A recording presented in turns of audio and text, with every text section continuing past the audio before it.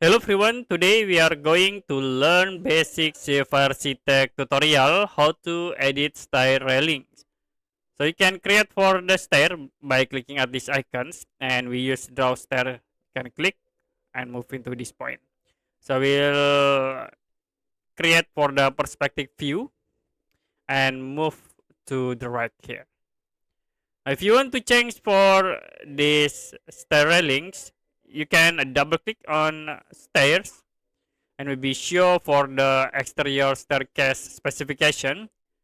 Click on the railings and you can see we have this option for railings. You can turn off and on by checking such this option. You can uncheck to turn off the railings. So this is for hands against walls. You can click to edit and you also can set for the styles.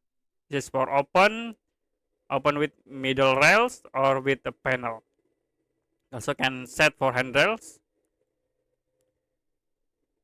And another, if you have the library, you can click at this option to change the library. And this is for the top and the bottom railings. If you done, you can click OK to edit your railing stairs. Okay, that's it for a basic Safe Architect tutorial how to edit stair railings. If you have any question about tutorial, you can comment below this video.